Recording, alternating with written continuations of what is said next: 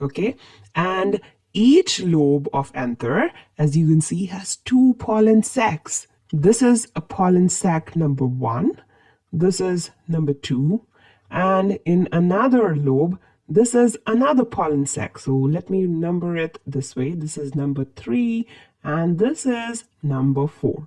So in a diaticus anther, that means in a bilobed anther, we have 4 pollen sacs. Well, I'm stressing so much about the number of pollen sacs because a number of questions are asked in the exam about the number of pollen sacs in diathecous and monothecous anthers. Now, let's zoom in even further.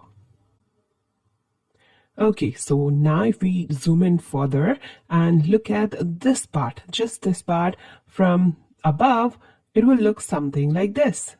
This is the 2 anther lobe, and this is the outermost layer, a single sheet of cell which forms the epidermis. So this is the epidermal layer, and the 2 anther lobe, this one here and the other one here, is connected with the help of a tissue which is called the connective.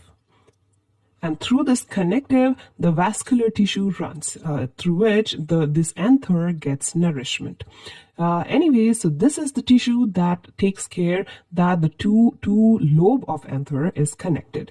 And apart from that, beneath the epidermal layer, we also have another layer which is called endothecium.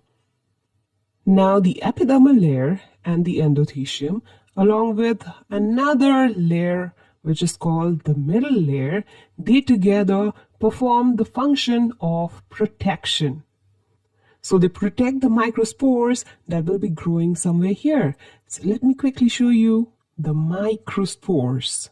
These pink cells that you see here are the ones that will give rise to microspores. So these are not microspores yet.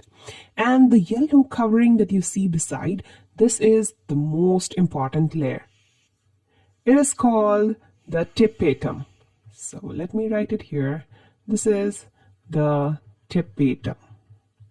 And it has a number of functions.